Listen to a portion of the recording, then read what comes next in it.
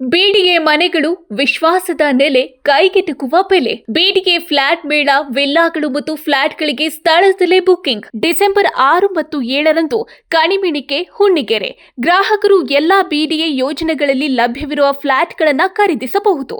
ಸಹಾಯವಾಣಿ ಸಂಖ್ಯೆ 9483166622.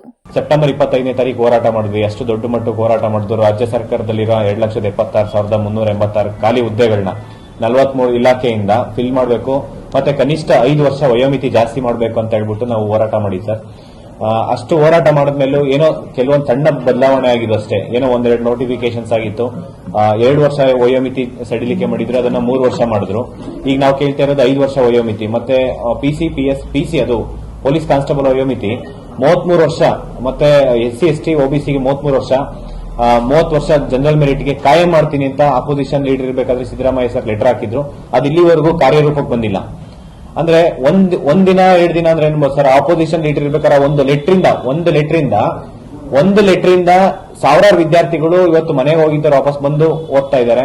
ಮತ್ತೆ ಕಳೆದ 5-6 ವರ್ಷದಿಂದ ಯಾವುದೇ ನೇಮಕಾತಿ ಆಗ್ತಿಲ್ಲ.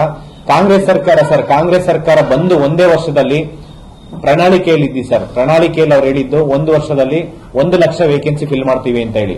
ಅವಾಗ 2.5 ಲಕ್ಷ ವೇಕೆನ್ಸಿ ಇತ್ತು 2.5 ವರ್ಷ ಹಿಂದೆ. ಆ 2.5 ಲಕ್ಷ ವೇಕೆನ್ಸಿಲಿ ಸರ್ಕಾರ ಬಂದು ಒಂದೇ ವರ್ಷದಲ್ಲಿ 1 ಲಕ್ಷ ವೇಕೆನ್ಸಿ ಫಿಲ್ ಮಾಡ್ತೀನಿ ಅಂತ ಹೇಳಿದ್ರು. ಆದ್ರೆ ಸರ್ಕಾರ ಬಂದು 2.5 ವರ್ಷದಿಂದ ಸರ್ 5,000 ವೇಕೆನ್ಸಿ ಫಿಲ್ ಆಗಿಲ್ಲ. ಆ 5,000ದಲ್ಲೂ ಏನ್ ವೇಕೆನ್ಸಿ ಇದೆ, ವೇಕೆನ್ಸಿ ನೋಟಿಫಿಕೇಶನ್ ಮಾಡಿದ್ರೆ ಅಷ್ಟು ಪ್ರಕರಣಗಳು, ಅಷ್ಟು ನೋಟಿಫಿಕೇಶನ್ಸ್ ಇವತ್ತು ಕೋರ್ಟ್ ಅಲ್ಲಿ ಇದಾವೆ. ಕೋರ್ಟ್ ಅಲ್ಲಿ ಇವತ್ತು ಸ್ಟೇ ಇದೆ. ಮತ್ತೆ ಕೋರ್ಟ್ ಫೈನಲ್ ವರ್ಡಿಕ್ಟ್ ಬರೋ ತನಕ ಯಾವುದೇ ಫೈನಲ್ ಆರ್ಡರ್ ಕಾಪಿ ಕೊಡಬಾರ್ದು ಅಂತ ಹೇಳಿ ಕೋರ್ಟ್ ಒಂದು ಆದೇಶ ತಗೊಂಡ್ಬಂದಿದ್ದಾರೆ. ಕೋರ್ಟ್ ಇಂದ ಇವತ್ತು ಸರ್ ಮೂಲ ಕಾರಣ ಇವತ್ತು ಸರ್ಕಾರದಿಂದ ಈ ಪರಿಸ್ಥಿತಿಗೆ ಇಲ್ಲಿ ಧಾರವಾಡ ಇರ್ಬೋದು, ಬೆಂಗಳೂರು, ವಿಜಯನಗರ ಮತ್ತೆ ಬಿಜಾಪುರದಲ್ಲಿ ನಾವು ಬೆಂಗಳೂರಲ್ಲಿ ಹೋರಾಟ ಮಾಡಿದ್ವಿ, ಧಾರವಾಡದಲ್ಲಿ ಹೋರಾಟ ಮಾಡಿದ್ವಿ, ವಿಜಯಪುರದಲ್ಲಿ ಹೋರಾಟ ಮಾಡಿದ್ವಿ, ಮೈಸೂರಲ್ಲಿ ಹೋರಾಟ ಮಾಡಿದ್ವಿ. ಇವತ್ತು ಪ್ರತಿಯೊಂದು ಡಿಸ್ಟಿಕ್ ಇಂದ ವಿದ್ಯಾರ್ಥಿಗಳು ನಮ್ಮ ಸಂಘಟನೆಯಿಂದ ಹೋರಾಟ ಮಾಡ್ತಾ ಇದ್ದಾರೆ. ಈ ಒಂದು ವಿಚಾರವಾಗಿ ಸರ್ಕಾರ ಎಚ್ಚೆತ್ಕೊಂಡಿಲ್ಲ ಅಂತಂದ್ರೆ ರಾಜ್ಯಾದ್ಯಂತ ಇವತ್ತು ನಾವು ಬೆಳಗಾಂ ಅಧಿವೇಶನದಲ್ಲಿ, ಚಳಿಗಾಲ ಅಧಿವೇಶನ ಅಲ್ಲೂ ಕೂಡ 11ನೇ ತಾರೀಕು ಹೋರಾಟ ಮಾಡ್ತಾ ಇದೀವಿ. 6 ತಿಂಗಳಾಗಿ 1 ವರ್ಷ ಆಯ್ತು, ಇನ್ನೂ ಒಂದು ಹೊಸ ರೆಕ್ರೂಟ್ಮೆಂಟ್ ಆಗಿಲ್ಲ.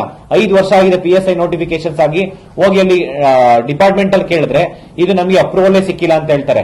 ಈ ಕಡೆ ಮಾನ್ಯ ಗೃಹ ಸಚಿವರು ಏನ್ ಹೇಳ್ತಿದ್ದಾರೆ ಅಂತಂದ್ರೆ ಇನ್ನು 2 ದಿನದಲ್ಲಿ ನೋಟಿಫಿಕೇಶನ್ಸ್ ಮಾಡ್ತೀನಿ ಅಂತ ಹೇಳ್ತಾರೆ, 1 ವಾರದಲ್ಲಿ ನೋಟಿಫಿಕೇಶನ್ ಮಾಡ್ತೀನಿ ಅಂತಾರೆ. ಅದಕ್ಕೂ ಇಲ್ಲ ಅಂತಂದ್ರೆ ಅತಿ ಶೀಘ್ರದಲ್ಲಿ ನೋಟಿಫಿಕೇಶನ್ಸ್ ಮಾಡ್ತೀನಿ ಅಂತ ಹೇಳ್ತಾರೆ. ಅಂದ್ರೆ ಧಾರವಾಡದಲ್ಲಿ ಸರ್ ನಾವು ಇದೇ ತಿಂಗಳು 8ನೇ ತಾರೀಕು ಸೋಮವಾರ ದೊಡ್ಡ ಬೃಹತ್ ಮಟ್ಟಕ್ಕೆ ಹೋರಾಟ ಮಾಡ್ತೀವಿ. ಯಾವುದೇ ಕಾರಣಕ್ಕೂ ಸರ್ಕಾರ ನಮ್ಮ ಬೇಡಿಕೆನ ಈಡೇರಿಸಬೇಕು. ನಮ್ಮ ಬೇಡಿಕೆ ನ್ಯಾಯಯುತ ಬೇಡಿಕೆ ಇದೆ. ಯಾಕೆಂದ್ರೆ ವಿದ್ಯಾರ್ಥಿಗಳು ಇವತ್ತು ಒಂದು ಟೈಮ್ ಊಟಕ್ಕೆ ಎಷ್ಟು ಕಷ್ಟ ಬೀಳ್ತಾ ಇದ್ದಾರೆ ಅಂತ ಪ್ರತಿಯೊಬ್ಬರಿಗೂ ಗೊತ್ತಿದೆ ಸರ್. ಇಲ್ಲಿ ಕೇಳಿದೀವಿ ಸರ್. ಈಗ ಸಬರ್ಬನ್ ಪೊಲೀಸ್ ಸ್ಟೇಷನ್ ಮತ್ತೆ ಲಾಸ್ಟ್ ಟೈಮ್ ಏನು ಒಂದು ಹೋರಾಟ ಆಯಿತು ಡಿಸೆಂಬರ್ 1, ಆ ಒಂದು ಪರ್ಮಿಷನ್ಸ್ ಡಿಲೇ ಆಗಿತ್ತು, ಅಂದ್ರೆ ಕೊಟ್ಟಿರ್ಲಿಲ್ಲ ಕಾರಣಾಂತರಗಳಿಂದ. ಅದು ಇವಾಗ ನಾವು 8ನೇ ತಾರೀಕು ಪರ್ಮಿಷನ್ಸ್, ನಾವು ಸೆಷನ್ ಏನ್ ಸ್ಟಾರ್ಟ್ ಆಗುತ್ತೆ 8ನೇ ತಾರೀಕಿಂದ ಸ್ಟಾರ್ಟ್ ಆಗುತ್ತೆ. ಅದಕ್ಕೆ ಧಾರವಾಡದಲ್ಲಿ ನಾವು ಮೊದಲನೇ ಹೋರಾಟ ಮಾಡಿ ಅದಾದ್ಮೇಲೆ ಬೆಳಗಾಮಲ್ಲೂ 11ನೇ ತಾರೀಕು ಹೋರಾಟ ಮಾಡೋಣ ಅಂತ ಪ್ರಾರಂಭ ಮಾಡಿದೀವಿ. ಈ ಒಂದು ಬೇಡಿಕೆ ನಮ್ಮ ವಿದ್ಯಾರ್ಥಿಗಳ ಪರವಾಗಿ ಏನ್ ಬೇಡಿಕೆ ಇದೆ ಅಷ್ಟು ಈಡೇರ್ಬೇಕು ಸರ್. ನೀವು ಸಣ್ಣ ಆಗ್ಬೇಕಲ್ವಾ, ಅದು ಒಂದು ಉತ್ತಮ ಆಹಾರದಿಂದ ಸಣ್ಣ ಆಗ್ಬೇಕಲ್ವಾ. ಪ್ರತಿದಿನ ನಮ್ಮ ಜೀನಿ ಸ್ಲಿಮ್ ನ ಯೂಸ್ ಮಾಡಿ ಯಾವುದೇ ಸೈಡ್ ಎಫೆಕ್ಟ್ ಇಲ್ದಂಗೆ ನೀವು ಸಣ್ಣ ಆಗ್ತೀರಾ.